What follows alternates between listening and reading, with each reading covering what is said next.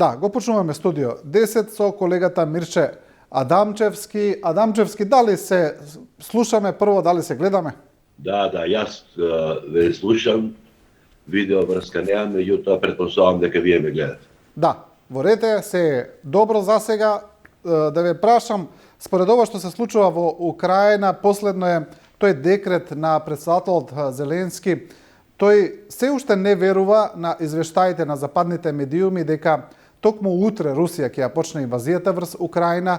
Тие извештаи се направени врз некои проценки на безбедносните служби, но сепак Зеленски ги повика украинците да ја пеат националната химна утре и да ги истакнат знамињата во сите градови и села.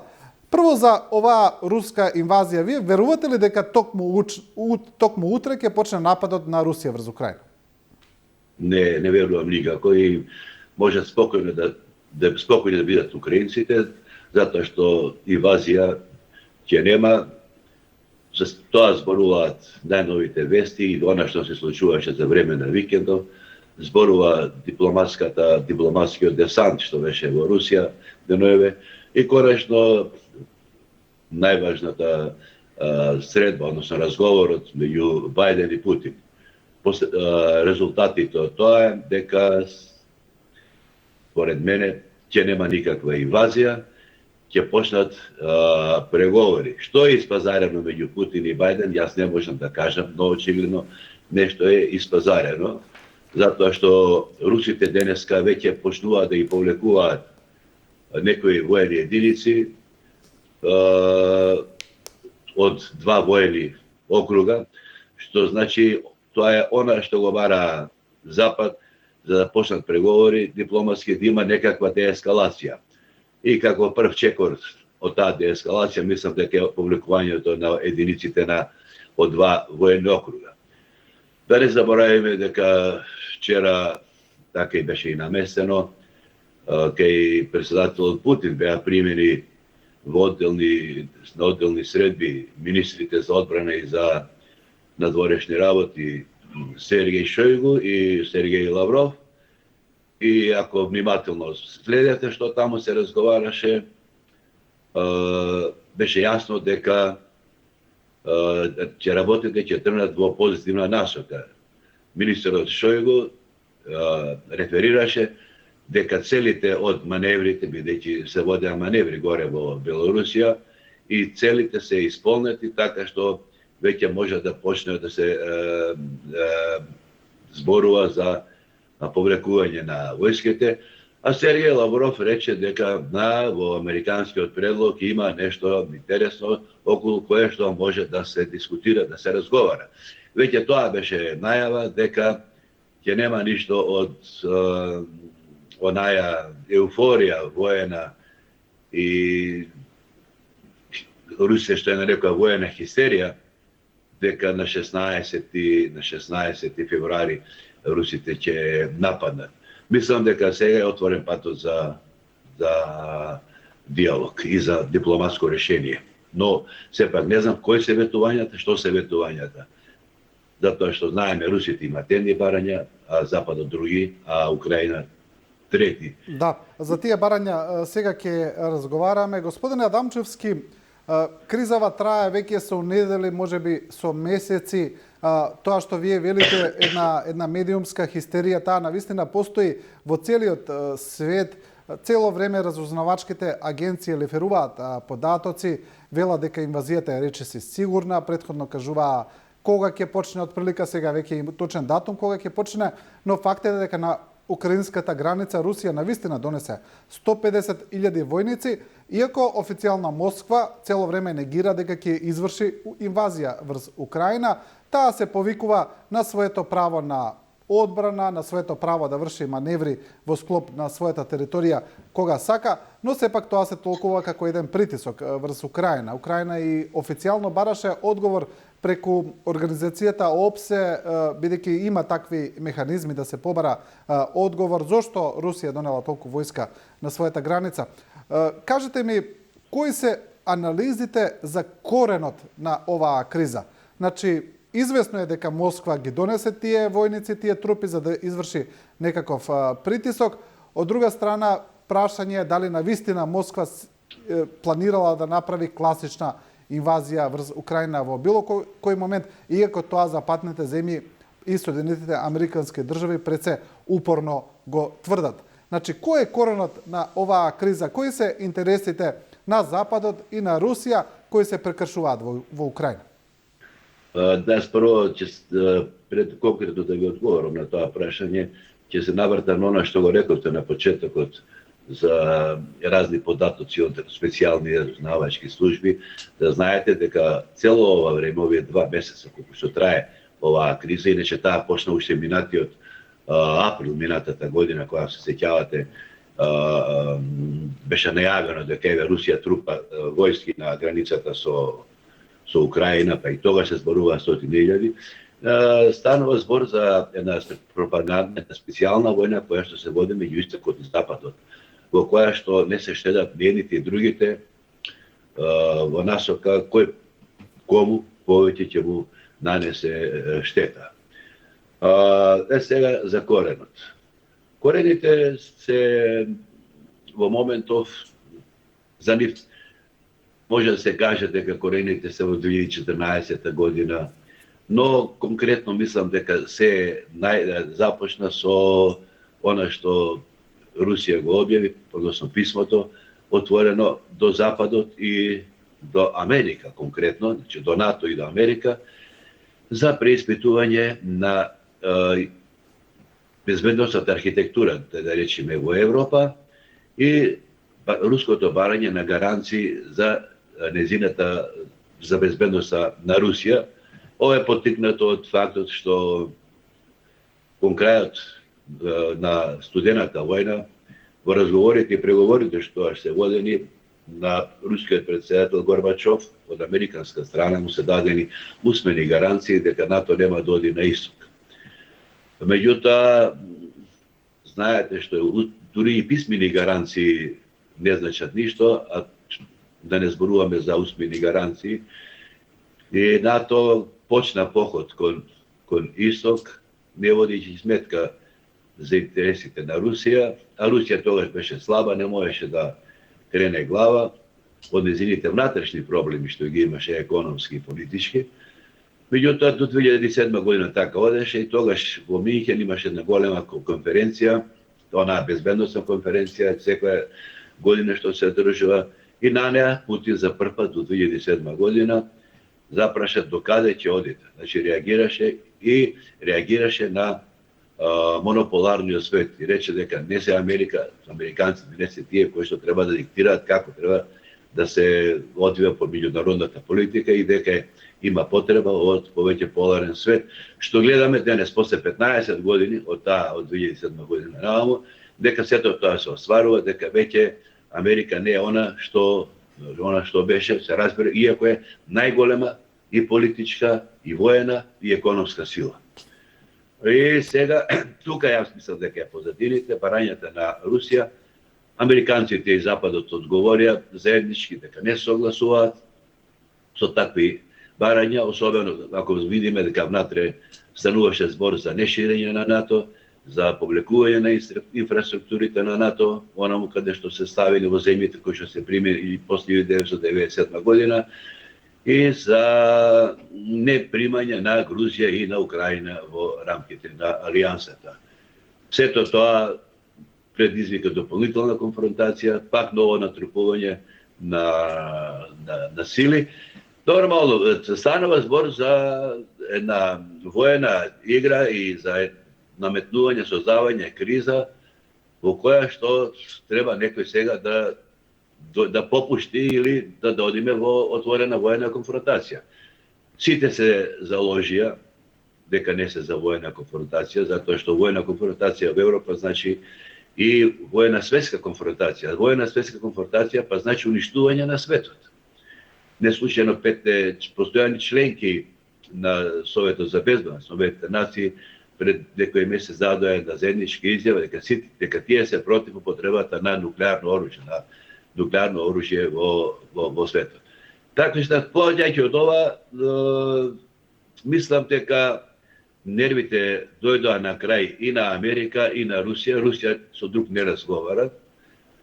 само со Америка и претпоставувам дека во саботата е направен некаков компромис меѓу Бајден и Путин и ги гледаме сега овие потези што од денес се прават, потези на ескалација, да речеме почетна ескалација, која што ќе доведе до седнување на маса.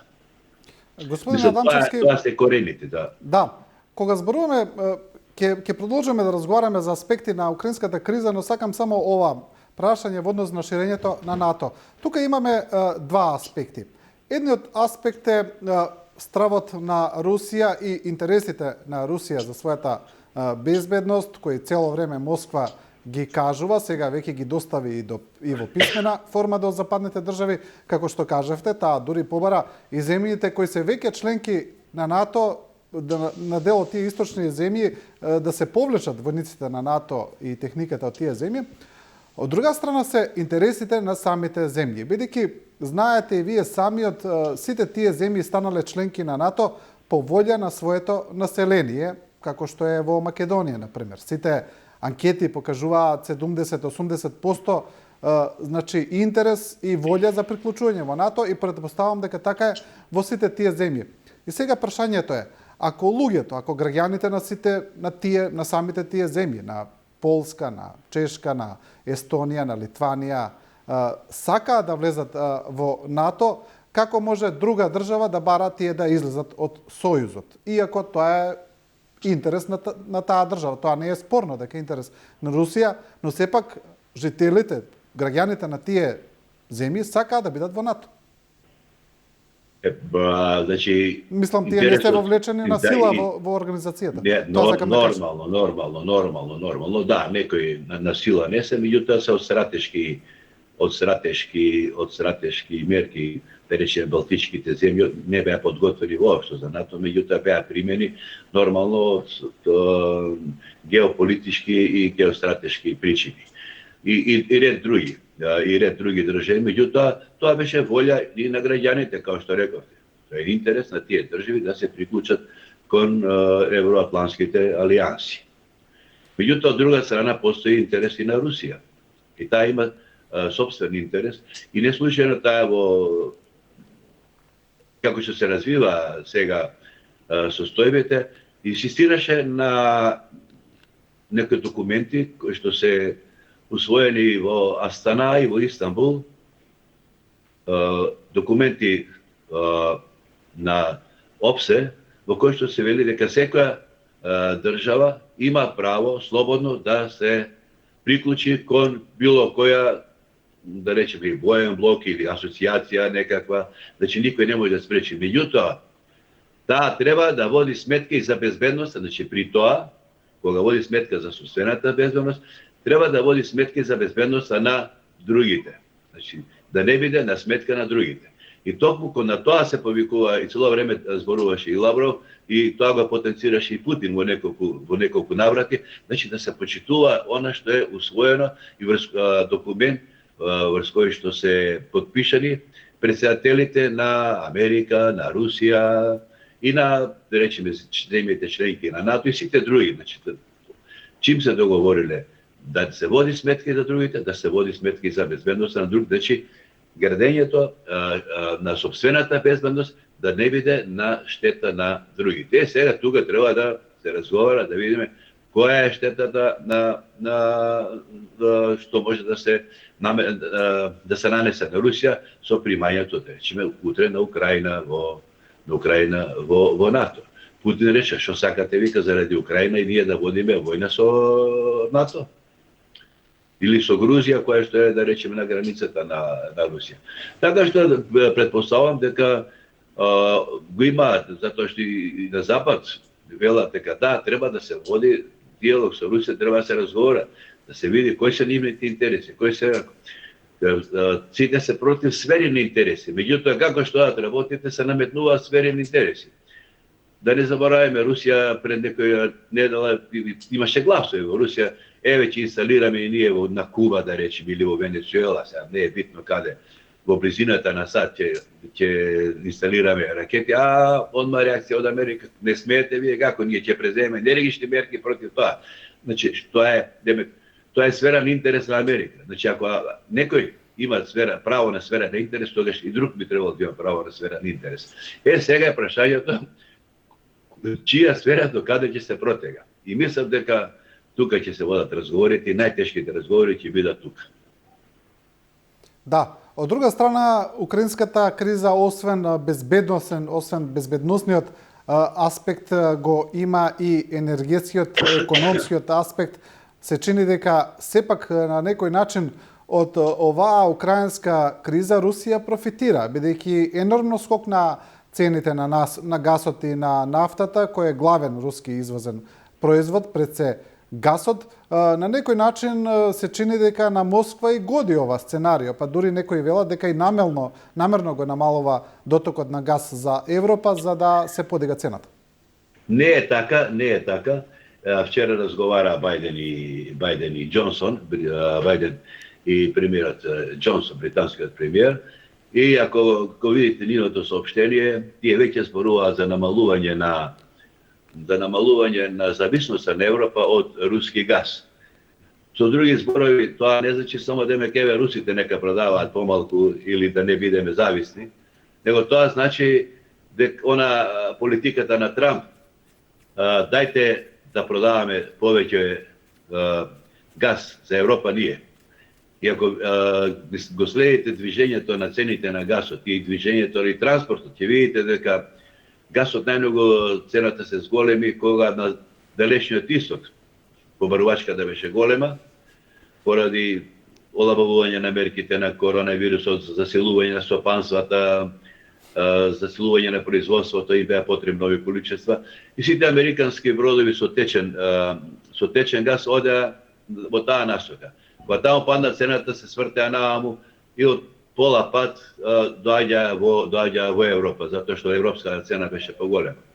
А да не заборавиме дека рускиот газ кој што се продава во Европа, во најголем дел е продаден на Германија и на други земји со кои што имаат долгорочни договори. А долгорочните договори имаат определена цена, да речеме околу $300 за 1000 кубни метри. А берзанската цена на која што инсистираше Европа, за да немаме вака руски монопол, да не правиме долгорочни договори, ќе одиме на берза и берзанската цена нормално као на берза отиде едно време и до $2000. Сега околу $900. Така што мислам дека овде ќе голема игра и американска, не само околу Украина, него и да може да се намали зависноста на Европа од газ, а со тој да се намалат приходите на Русија од газ. Инаку Русија заработи овој период од газ, но не толку колку што може да се предпостави гледајќи ги цените какви беа.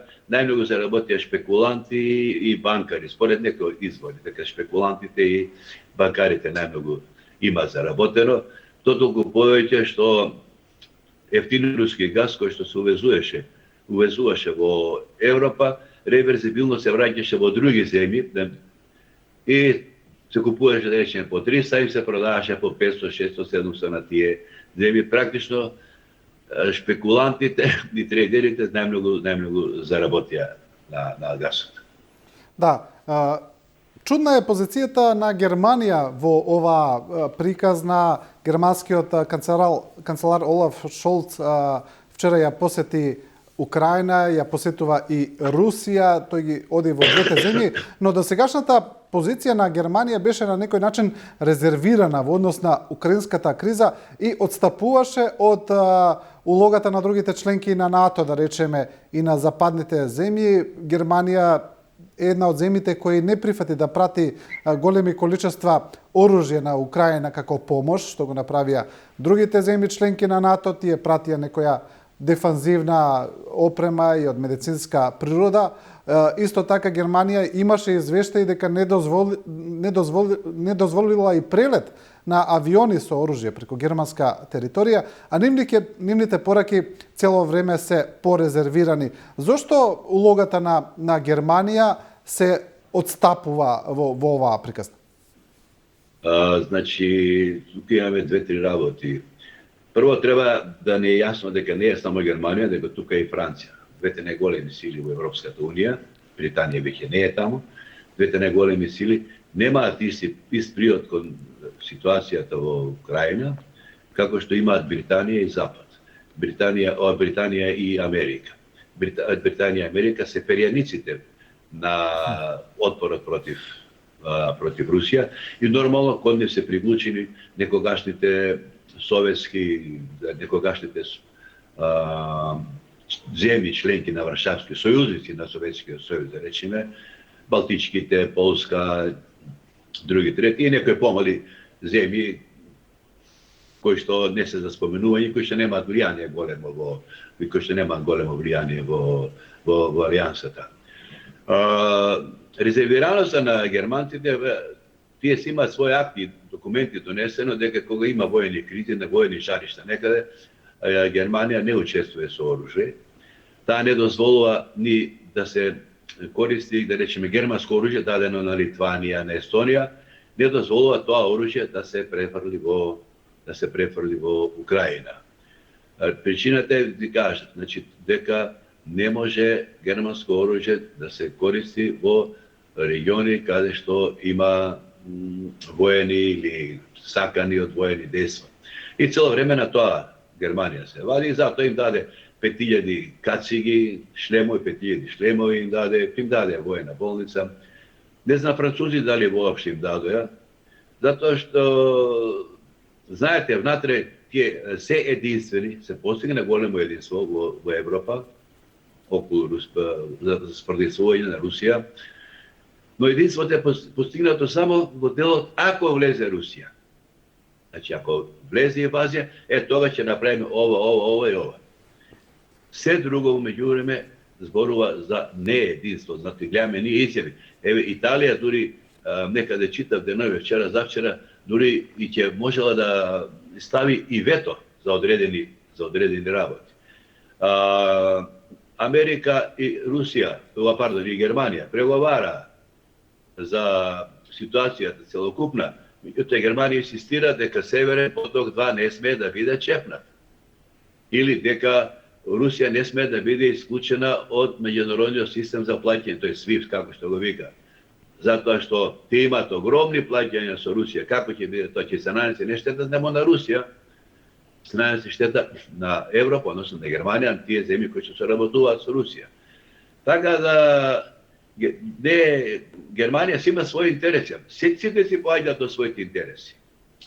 Да ви кажам, никому не му е гајле во моментов, мислам сега у наводници, нема многу гајле за Украина. И да знаете, работата е Запад, Исток, Америка, Русија. Тие како ќе решат, тие како ќе сонесат, така ќе играат и Украина и други овие помалите земји. Нормално, Германија и Франција ќе осарат на своето и мислам дека тие треба да работат најмногу затоа што се членки на Нормандскиот квартет, затоа што учествува во преговорите околу спроведувањето на така речените мински договори, а во крајна линија се и соучесници во пучот што се направи 2014 година. Да не забораваме дека дента пред пучот сегашниот германски председател Штајнмајер, еден француски политичар, еден полски министер за внатрешни работи, заедно со Јануковиќ потпиша документ за смирување на ситуацијата во Украина, за почеток на преговори. И кога сето тоа беше потпишено, кога се врши работи, кога се очекуваше почеток на преговорите, се појави Викторија Њуланд, сегашната заменичка на државниот секретар Блинкен во Америка, и кога беше безобразно рече кој ги онакве европјаните. И немаше ни преговори, ништо. Јануковиќ разбра дека се работи, има опасност за неговиот живот, избега од Украина, замина во Русија и од тогаш наваму ги имаме работи кои што полека ескалира, па имаше воени дејства, па постоеше опасност сепаратистите од Исток да го заземат целиот Исток, па дури и Харков и други делови, па тогаш повторно се јавија Франција и Германија, па преговори, па формирање на Нормандски квартет и да се прекине со воените дејства. Меѓутоа, сепаратистите веќе останаа да држат еден дел кој што не е мал, да речеме, со Русија. Еден дел од Украина кој што не е мал. Така што работите не се многу наивни. И сметам дека сега Украина, Франција и Германија ќе направат нешто. Може би има тука дел од пакетот од преговорите на Америка и на Путин и на Бајден во саботата. Да не забораваме дека 2015 година Џозеф Бајден као потпредседател на Америка отиде во Радата, там нивниот парламент, украинскиот, и инсистираше на спроведување на минските договори. Сега прашањето е како тие да се спроведат. Дали онака како што е напишано, односно имаме различно читање на договорите. Едни викаат руско читање, други викаат украинско читање, трети викаат западно читање. Како што тоа бива во секоја криза. Во однос на Германија уште едно прашање, читав една интересна анализа во однос на улогата на Германија и таму освен влијанието на Северен ток 1 и 2, на зависноста на Германија од рускиот газ, на улогата на поранешниот германски канцелар Герхард Шредер во целата приказна, кој стана дел и од управниот тим на Газпром, па и околу тоа се дигна голема бура во Германија. Има уште еден многу интересен аспект кој беше обработен во таа анализа, и се вели дека Германија тоа не го кажува официјално како став, но сепак кај германските политичари постои една вина поради Втората светска војна, па затоа е тој нивен на некој начин благонаклон став кон Русија, не сака да бидат премногу агресивни кон Москва поради својата улога во Втората светска војна. Верувате ли дека и во тоа има нешто вистина? Не, може би има, меѓутоа тие знаат како помина во Втората светска војна. И Сергеј Шојгу на една изјава, не знам чија беше во Германија, со која беше закана кон Русија, им рече сетете се вашите дедовци како помина во Втората светска војна. Мислам дека германците, ако нешто има некако сентимент кон Русија, тоа е фактот дека Русија дозволи спојување на Источна и Западна Германија. Ако Русија беше против спојување, тие две немаше да се бидат споени, може би не тогаш, може по 10 на 15 години ќе се споја, може би ќе имаше и немири, не знам како.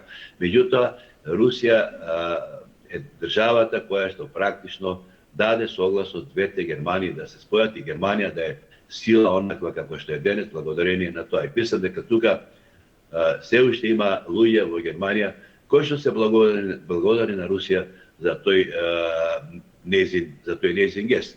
А од друга страна, на германците преку глава им во Втората светска војна, тие толку во себе чувствуваат, имаат чувство на вина, што гледате како се однесуваат. Секаде кога ќе одат, се поклонуваат на жртви, се поклонуваат на ова, се извинуваат. Тоа влезено веќе кај во генот, еволуирано е и мислам дека и тука е делум, и тоа делумно влие врз односот кон Русија, затоа што знаат, тие имаат милиони жртви, и русите имаат милиони жртви, војуваат и ако се вратиме па во историјата, тие и војувале, меѓутоа и биле и се братимеле. Така што односите не се така едноставни меѓу Русија и Германија. Тие стотици години наназад имаат определени врски кои што будат разни чувства. Еве сега кај вас на вашата телевизија пренесувате Катерина Велика. Вие знаете дека руските царици биле све од Германија доаѓале, сите биле германски. Таму ќе видите историјата, затоа викам, историјата многу зборува за соработка меѓу Русија и Германија, но и за војни меѓу нив. Да, таква е историјата и на Русија и Германија и на повеќето европски држави. Во однос на ова што го спомнавте за Источна Украина, таму Донецк и Луганск се под контрола на сепаратистите, на бунтовничките сили. Тие не се официјално поддржани од Москва, иако сите извештаи и сите податоци велат дека таму тоа е директна помош од Русија, дека таму учествувале и припадници на руската армија, припадници на руските платенички групи, како што е групата Вагнер, која веќе делува во целиот свет. Но друга е состојбата со Крим. Крим е официјално анексиран од Русија како дел од меѓународно признаена украинска територија. Русија тоа го направи според сите извештаи и анализи кои беа направени за да не се затвори излезот на Црно море за Русија, бидејќи тоа биле интенциите според анализите, но сепак како и да е се работи за формална анексија на дел од туѓа територија. И тука Москва направи еден преседан кој порано го нема направено. Ниту Советскиот сојуз, ниту Русија за прв пат направи еден таков чекор кој може да представува опасен преседан во меѓународните односи и изговор за некој друг да го направи тоа во иднина. Мислите ли така? Значи, преседанот беше направен претходно со Косово, кога НАТО без и Америка, без санкции, значи без дозвола на Обединетите нации, ја бомбардира Југославија, донесува своји трупи во Косово и под заштита на тие трупи парламентот косовски донесе одлука за независност. Значи преседанот е направен и тоа Русија, токму тоа, тој преседан, Русија го користи насекаде кога зборува за Крим. За преседан што веќе е направен. Да не заборавиме, русите прават сега се она што е направено на Запад. Меѓутоа во руска верзија многу грубо е сето тоа направено. Многу грубо е направено.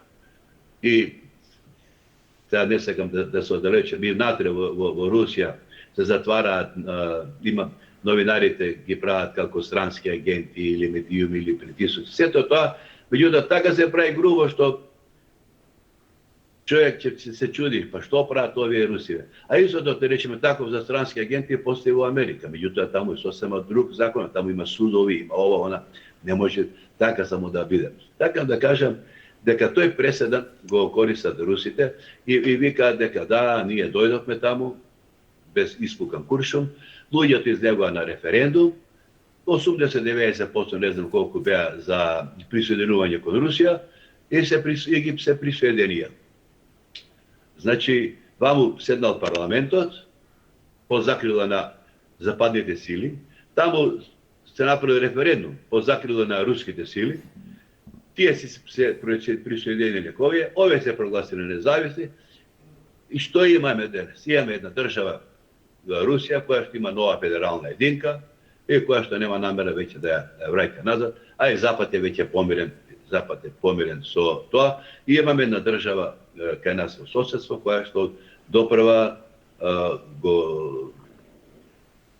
си го бара местото во меѓународната заедница. Да, во целава приказна се вмеша и Кина.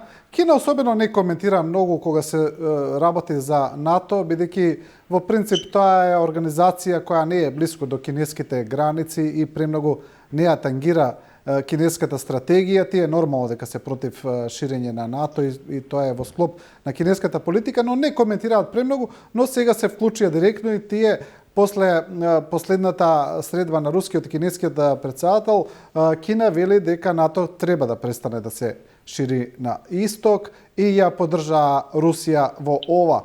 Дали мислите дека Кина сега, особено со своите стратешки интереси, повеќе ќе се вклучи во ова приказна и повеќе во иднина ќе зборува и за НАТО?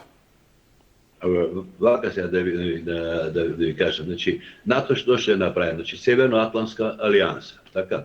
Значи Северноатлантска алијанса, Атлантикот од оваа страна, а Кина е во Тихиот океан кој што е на сосема другата страна. И нема потреба НАТО да војува во Ирак, да војува во Афганистан, а знаеме како поминава Афганистан, него тие треба да се водат грижа, да се водат според она како што се нарекуваат, да водат грижа за безбедноста во Атлантикот. Но Америка оди сега чекор натаму, прави нови сојузи, а Кина и Русија се и против тоа во еднодневната заедничка изјава што беше некој донесена пред една недела на 4 февруари, кога Путин замина беше во еднодневна посета на Пекинг, се зборува и против новиот пакт кој што го прават Британија, Австралија и Америка. Значи таму се создава нов пакт кој што ќе користи атомски војни подморници и така натаму и други, сигурно нормално врз основа тоа и други војни работи. Да, тоа и го нарекуваат веќе пацифичко НАТО на некој начин, така. Нормално. Значи, сега во светот што има? Почнуваат едно НАТО таму, едно НАТО овдека, па да не забораваме НАТО во НАТО сега се формира, не знам дали сте запознати, Британија, Полска и Украина ќе прават војна алијанса некаква, алијанса ќе прават и тие. Значи НАТО во НАТО. Па што ќе се случи? Па НАТО ќе се распадне на ова НАТО што го имаме, што го знаеме. Така да идеите се против ширењето на НАТО, тие се може вика нека си постои алијансата, меѓутоа се против ширење на НАТО и против и тие се сега за ако Русија е за нова безбедност архитектура во Европа, кинезите заедно со русите се разбира се залагаат за нова безбедносна светска архитектура. Нова безбедносна светска архитектура. И тоа значи дека треба, според мене, да седнат тие 5 големи сили кои се членки на Советот за безбедност и да седнат и да се договорат. Тие може тоа да го направат во Њујорк. Нека се договорат. Председатели, ќе правиме вака, ќе направиме. Што да направиме за побезбеден свет? Тоа треба да направат, а не да прават само да се отварат поеди жаришта лево или десно. Меѓутоа, знаете како? Се поаѓа од интересот на држави. Ако немаат интерес за државите, ако тие немаат интерес да има мир во светот, тоа ќе нема мир. Да, како би ги коментирале ставовите на помалите држави, членки на НАТО, како што е Македонија? Еве имаме една споредба направиме со Македонија и Хрватска. Имаме две диаметрално спротивни изјави и ставови. Хрватскиот председател Милановиќ предизвика бура која рече дека хрватските војници не треба да одат во Украина, дека тие не треба да гинат за НАТО, иако Хрватска е членка на НАТО во таа криза. Од друга страна, македонските званичници, како што е и Министерската за одбрана, но и други, кажаа дека Македонија е членка на НАТО, дека ќе ги исполни своите обврски во основ на алијансата, доколку има потреба за тоа. Иако за волја на вистината треба да појасниме дека НАТО и генералниот секретар на НАТО кажа, Јан Столтенберг, дека НАТО нема да војува во Украина, дека тоа не е војна на НАТО во принцип, бидејќи Украина не е членка на НАТО. НАТО нема никаква обврска тамо да војува, но сепак еве кризата ги предизвика овие реакции и овие ставови на двете земји, како Македонија и Хрватска. Што е според вас вистински и по реален став, оној на Македонија или оној на Хрватска во случајот, бидејќи двете земји се членки? Мислам дека одговорот на нашата министерка е многу пореален и пообјективен, затоа што, видите, Македонија што е едно зрнце во песок, кога ќе го гледа земе НАТО, меѓутоа е членка.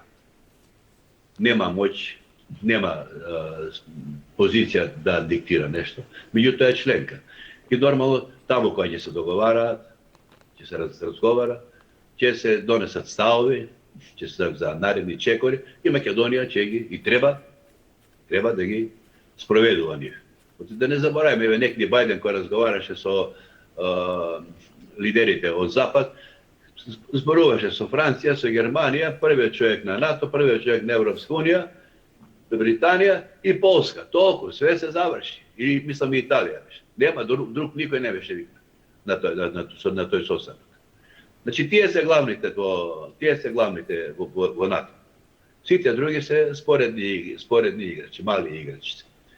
Порот ми е дека Македонија сосема правилно министерката постапи, кажа како ќе се договорат, како ќе се донесат заклучоци, ние ќе ги спроведуваме.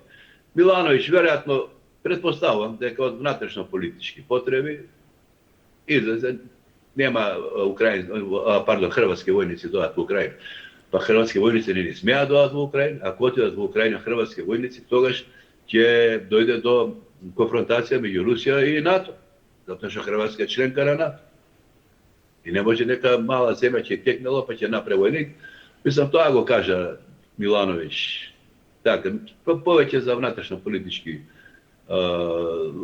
потреби, отколку што као знак на некаква меѓународно издржана политика на Хрватска кон ситуацијата што се ситуацијата што имаме. Затоа што можеше и Милановиќ да рече како ќе биде НАТО, како ќе кажат, така и биде. Меѓутоа си имаше своји интереси. Да не забораваме дека 2 недели или 3 претходно па Пленковиќ беше во посета на Киев, премиерот Пленковиќ беше во Киев, па ветуваше вака и вака, па ќе ви дадеме поддршка, ако треба и воена, ќе ви дадеме поддршка, како ние ги избркавме србите овако, значи таа олуја, како се вика тие операции, можеме да ја помогнеме, за такво нешто да ги протеруваат украинците, луѓето од областа на истокот која што е под контрола на сепаратистите. Веројатно и тука има пак нека и личен анимозитет меѓу двајцата хрватски политичари. Затоа сметам дека да, нашиот став беше исправен. Да, тука повторно кажам треба да се појасни, НАТО кажа дека нема сигурно да војува во Украина, но тоа го кажа и американскиот председател Бајден на неколку пати дека американски војници во никој случај нема да војуваат во Украина доколку дојде руска инвазија од страна на Москва.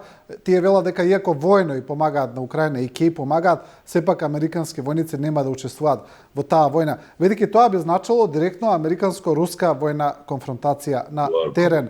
Некои анализи велат, господине Адамчевски, дека Америка и Русија цело време се судираат во тие прокси војни преку своите сојузници, како што е во Сирија, како што е во Либија, како што е во Ирак, како што е во некои африкански држави, како што беше во Авганистан, но дека тие никогаш нема директно војно да се судрат американски и руски војни единици. Велат, ако дојде до тоа речиси сигурно ќе значи почеток на Трета светска војна. Нормално. И тоа таква политика и Бајден е во таа насока е мирољубив, која зборува, која вика и тој кажавте и вие дека нема да одиме ние во Украина американски војни, затоа што тоа ќе значи војна меѓу Русија и Америка, војна меѓу Русија и Америка, знаеме што значи тоа, значи војна во цел светот, значи може и крајна постоење на светот. А што ги спомнате тие прокси војни, тие се постоеле и ќе постојат. И ги спомнавте преска вие Вагнер единиците руските, тоа сте платена приватна војска, по нарачка си одат, тоа исто како што, ако се сеќавате, американците имаат еден куп такви приватни војски кои што се користеа во Авганистан, кои што се користеа во Ирак, кои што се користат денес во Африка, кои што се користат на многу места, па ако да не заборавиме, дури такви инструктори, советници имаш и во Македонија, имаш и во Косово, па и на просторите на бивша Југославија, меѓутоа тоа се платени бивши офицери кои што отишле во пензија и формираат такви своји компании, така ги викаат приватни безбедносни компании, и тие водат некој пат и војни или учествуваат во војни, така што но тоа не е официјална војна на државата, не е официјална војна руска или не е официјална војна американска. Да. Добро, господине Адамчевски, ви благодарам за овој разговор. Мислам дека од прилика ја анализиравме целата ситуација и еве да заокружиме на крај, вие велите војна нема да има.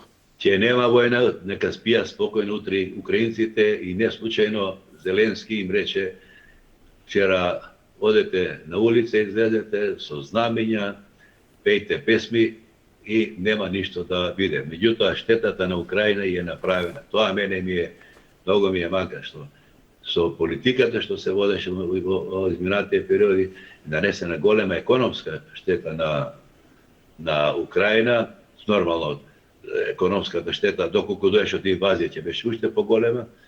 Меѓутоа игрите на големите ги трпат малите. Да, ви благодарам уште еднаш на разговорот.